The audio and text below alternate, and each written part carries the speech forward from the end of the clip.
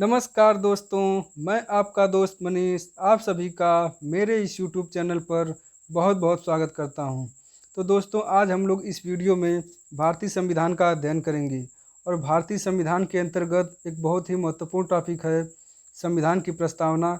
हम लोग इस वीडियो में प्रस्तावना का अध्ययन करेंगे और अभी तक इस प्रस्तावना से कंपटीशन एग्जाम में जितने भी प्रश्न पूछे गए हैं अथवा आगे भी पूछे जाने की संभावना है, उन सभी तथ्यों को, उन सभी प्रश्नों को हम लोग इस वीडियो में कवर करेंगे।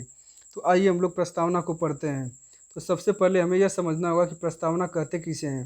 तो जो प्रस्तावना होता है, यह संविधान के परिचय अथवा भूमिका को इंगित करता है। प्रस्तावना के अंदर पूरे संविधान का जो मूल उद्देश्य है, जो मूल आदर्श एवं मूल तत्व है, इस प्रस्तावना में दर्शाया गया है। प्रस्तावना को इंग्लिश में प्रियम्बल कहा जाता है और इस प्रस्तावना को उद्देशिका के नाम से भी जाना जाता है, क्योंकि इस प्रस्तावना में पूरे संविधान का जो मूल उद्देश्य है उसको दर्शाया गया है। पूरे विश्व में सबसे पहले अमेरिका के संविधान में प्रस्तावना को शामिल किया गया था और जो भारतीय संविधान है, इसमें जो प्रस्तावना लिया गया है, इसमें जो प्रस्तावना की भाषा है, यह ऑस्ट्रेलिया के संविधान से लिया गया है। बहुत बार प्रश्न पूछा गया है कि प्रस्तावना की जो भाषा है वह किस देश के संविधान से लिया गया है, तो वह ऑस्ट्रेलिया के संविधान से लिया गया है।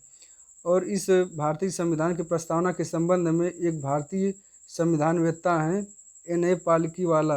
एन.ए. पालिकीवाला कहते हैं कि जो प्रस्तावना है वह संविधान का परिचय पत्र है। और हम लोग ये जानते हैं कि जो भारतीय संविधान में प्रस्तावना लाया गया, यह किसके अनुमोदन पर अथवा किसके प्रस्ताव पर लाया गया। तो सबसे पहले 13 दिसंबर 1946 को पंडित जवाहरलाल नेहरू द्वारा संविधान सभा में एक उद्देश्य प्रस्ताव को पेश किया गया था। उस उद्देश्य प्रस्ताव को संविधान सभा द्वारा 22 जनवरी 1947 को स्वीकृत किया गया और इसी के आधार पर पंडित जवाहरलाल नेहरू के ये जो उद्देश्य प्रस्ताव है, इसी के आधार पर भारतीय संविधान में प्रस्तावना को शामिल कर लिया गया। क्योंकि यह इसका जो आधार है, यह उद्देश्य प्रस्ताव है। यही कारण है कि संविधान के प्रस्तावना को उद्देशिका के नाम से भी जाना जाता है। और यह जो प्रस्तावना बनाया गया, इसके बाद इसमें एक बहुत ही महत्वपूर्ण संशोधन हुआ, जो बहुत बार कंपटीशन एग्जाम में यहाँ से प्रश्न बनता है कि जो प्रस्तावना है इसमें अब तक कितने बार संशोधन किया गया है। तो प्रस्तावना में मात्र एक बार संशोधन किया गया है, यह है 42वां संविधान संशोधन। इस 42वें संविधान संशोधन 1976 के द्वारा प्रस्तावना में समाजवादी, धर्मनिरपेक्ष एवं अखंडता शब्द को जोड़ा गया।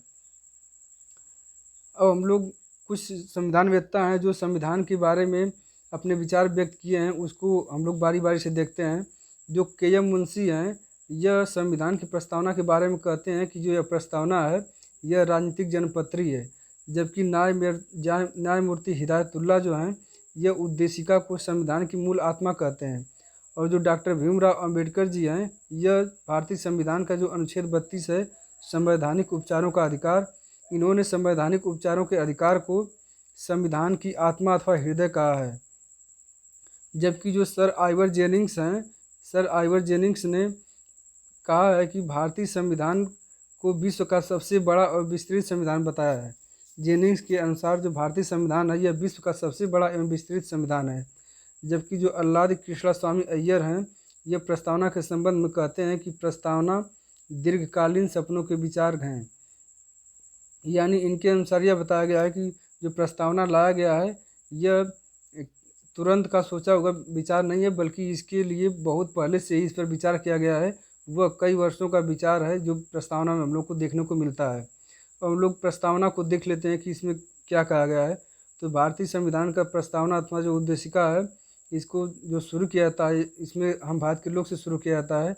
और इसमें कहा गया कि हम भारत के लोग भारत को एक संपूर्ण प्रभुत्व संपन्न, समाजवादी, पंथ निरपेक्ष, लोकतंत्रात्मक गणराज्य बनाने के लिए तथा उसके समस्त नागरिकों को सामाजिक, आर्थिक, राजनीतिक न्याय, विचार, अभिव्यक्ति, विश्वास, धर्म और उपासना की स्वतंत्रता, प्रतिष्ठा और अवसर की समता प्राप्त कराने के लिए तथा उन सब में व्यक्ति की गरिमा और राष्ट्र की एकता और अखंडता सुनिश्चित करने वाली बंधुता को बढ़ाने के लिए दृढ़ संकल्पित होकर अपनी इस संविधान सभा में आज तारीख 26 नवंबर 1949 ईस्वी मिति मार्ग शीर्ष शुक्ला सप्तमी संवत 2006 विक्रमी एतद द्वारा इस संविधान को अंगीकृत एवं अधिनियमित तथा आत्मर्पित करते हैं। तो इसमें जो प्रस्तावना में ये जो 3 शब्द दिए गए हैं, समाजवादी, और समाजवादी दूसरा है अखंडता शब्द, तथा जो तीसरा है पंथ निरपेक्ष शब्द। यह तीनों शब्द जो संविधान की प्रस्तावना में जोड़ा गया है, यह 42वें संविधान संशोधन 1976 के द्वारा जोड़ा गया है।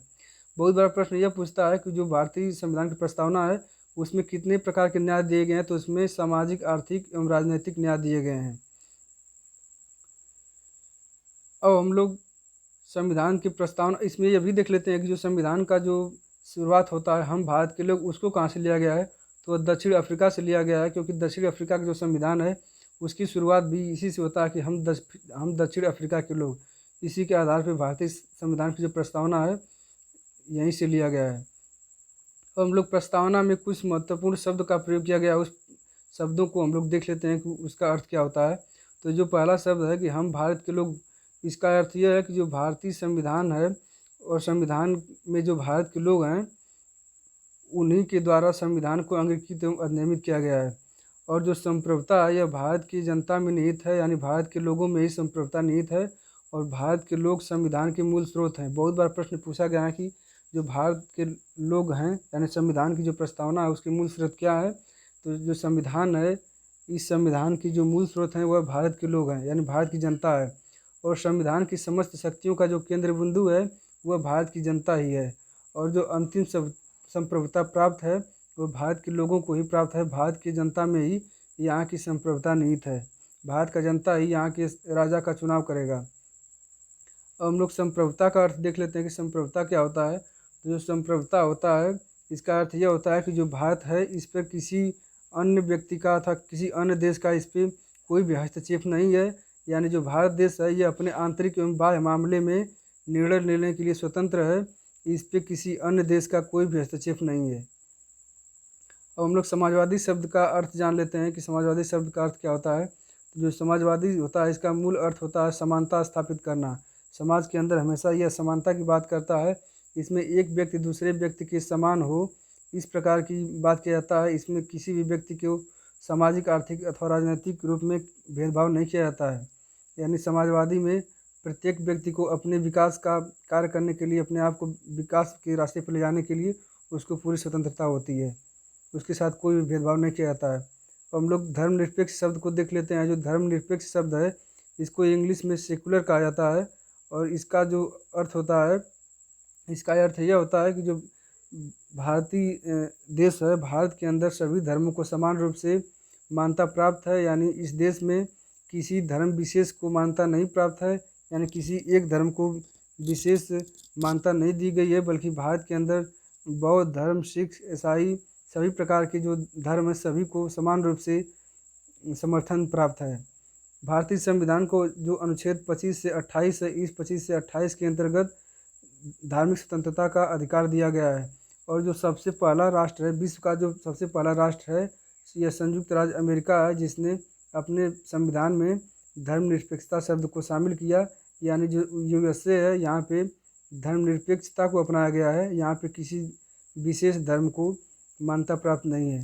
अब हम लोग लोकतांत्रिक शब्द को देख लेते हैं। इसको इंग्लिश में डेमोक्रेसी कहते हैं। और जो लोकतंत्रात्मक शासन होता है यह जनता का जनता के लिए जनता द्वारा स्थापित शासन होता है। यानी लोकतंत्र में जनता द्वारा ही वहाँ के शासन प्रणाली को चलाया जाता है, जनता के द्वारा ही वहाँ के राजा का चुनाव होता है। और जो लोकतांत्रिक देश होता है इसमें जो सर्वोच्च शक्ति होती है वह जनता के अंदर निहित होती है। अब हम लोग गणतंत्र अथवा गणराज्य शब्द का अर्थ देख लेते हैं। जो गणतंत्र है इसको इंग्लिश में रिपब्लिक कहा जाता है। और इस गणतंत्र का अर्थ जो होता है वह होता है कि भारत में जो शासन प्रणाली है, जो भारत का राजा का चुनाव होगा वो वंशानुगत नहीं होगा, बल्कि वह भारत की जनता के द्वारा चुना जाएगा। इससे पहले यानी जो भारतीय संविधान लागू नहीं हुआ था उसके पहले जो भारत था यहाँ का जो शासन चलाने वाला जो राजा होता था वह वंशानुगत होता था। यानी राजा का जो लड़का होता था वही राजा बनता था, वही शासन प्रणाली चलाता था। लेकिन अब जब भारतीय संविधान में गणतंत्र शब्द का प्रयोग किया गया तो इसके अंतर्गत यह हो गया कि जो भारत का जो शासन प्रणाली है, जो यहाँ का शासन प्रणाली है वह